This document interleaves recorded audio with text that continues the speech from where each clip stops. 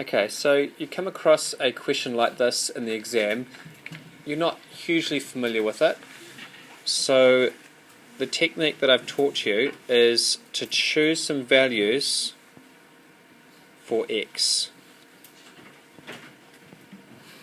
Okay, typically we use the values 0, 1 and 2, and we should be able to solve, we can. 3 to the power 0 is 1. Good answer. 1. Anything to the power 0 is 1, by the way. 3 to the power 1? 3. And 3 squared? 9. Okay, this is a good starting point. Here's my x-axis, and so far I've looked at 0, 1 and 2. At 0, we knew that crosses the x-axis at positive 1. So it crosses the y-axis at positive 1. At 1, it cuts at positive 3. 1, comma 3 gets plotted there. And then at 2, we have to go all the way up to 9. 3, 6, 9. Coordinate there. Okay. We should be roughly aware of what the exponential curve looks like, and we should know that it does an asymptote with the x-axis. So from the y-intercept, I'm just going to draw a line that never touches the x-axis.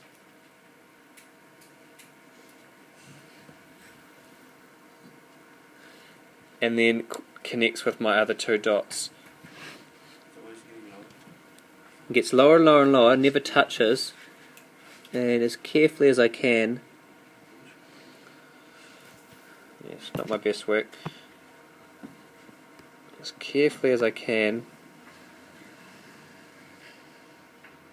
it's better, draw in the vertical axis, the curve. Okay, so that's quite a basic exponential curve.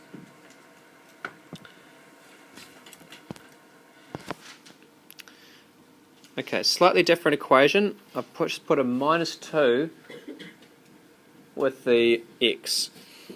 Same idea though. Put in 0 in for x. 0 minus 2. Oh, that's minus 2. 3 to the power of minus 2. The way that we write that is 1 over 3 squared, 9. I'll just write it 1 over 3 to the positive 2. A minus 2 just means bring the power to the bottom and change the sign.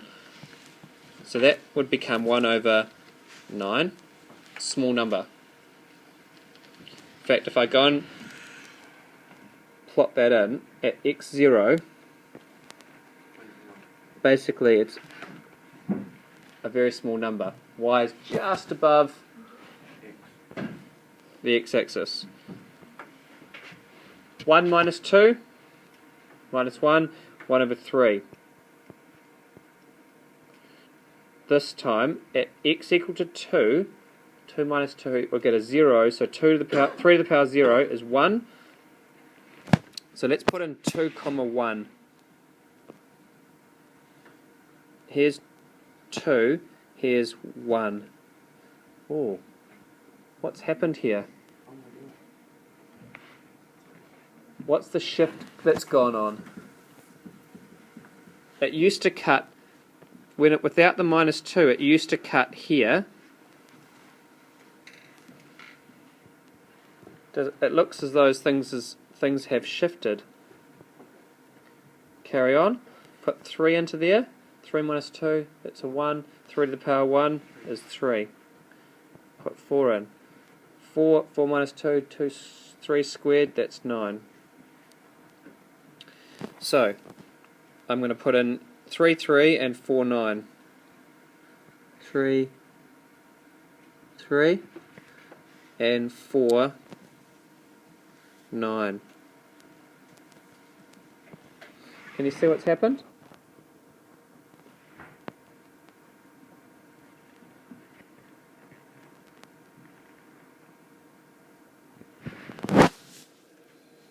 What's happened?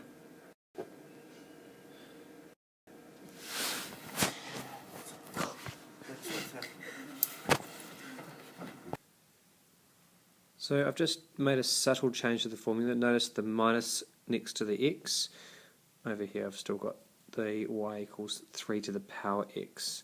So substituting in 0 into there, anything to the power 0 is 1. 3 to the power minus 1. That's the same thing as writing 1 to the, over 3 to the power positive 1, or 1 over 3. Next one down is the same thing as writing 1 over 2 squared, which we know is 3 squared, which is 9.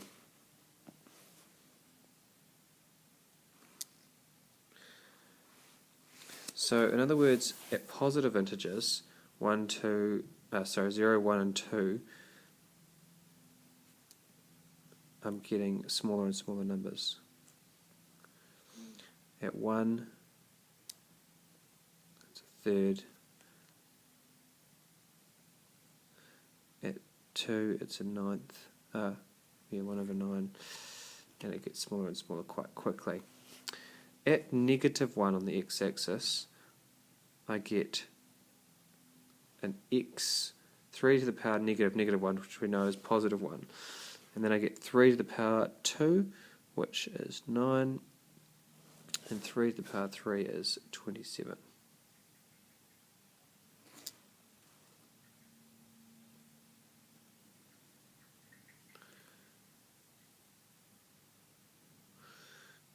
Here's 3.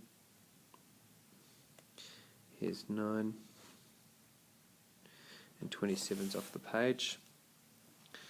And what happens with a negative power negative x, it reflects in the y-axis. Okay, and it asymptotes down towards the x-axis.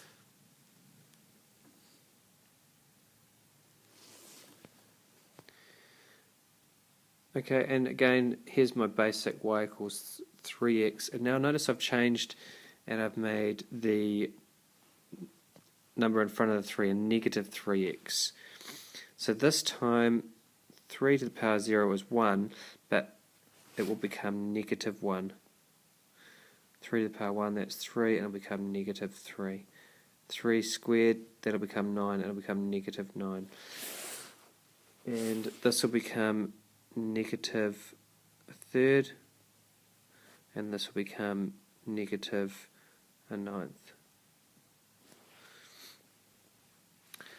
Okay, so pretty much this will reflect the graph in the x-axis. 1, 3, 2, negative 9. 3, 6, 9's way down here. And it asymptotes back this way.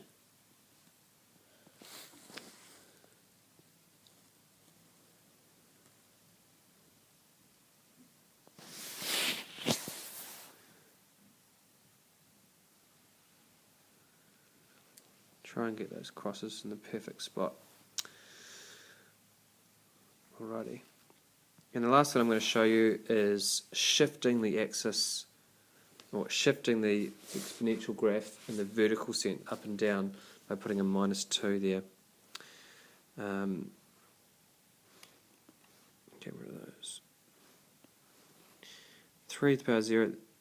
3 to the power 0 is 1 minus 2 is -1. 3 to the power 1 is 3 minus 2 is positive 1. And 3 squared is 9 minus 2 is 7.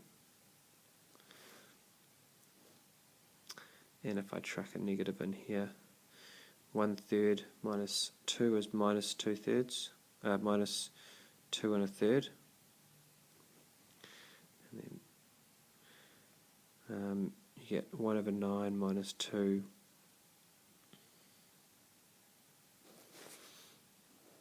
I think I made a mistake with that one. But what basically happens is the whole, if I just put a straight line in here,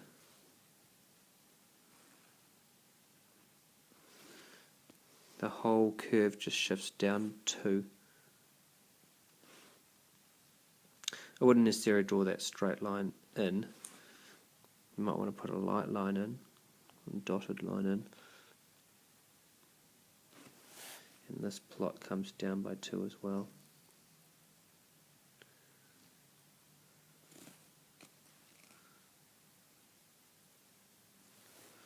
Okay, and that would be y equals 3x minus 2. So now you know the horizontal, or the basic horizontal shift, the reflection in the y-axis, reflection in the x-axis, and the vertical shift.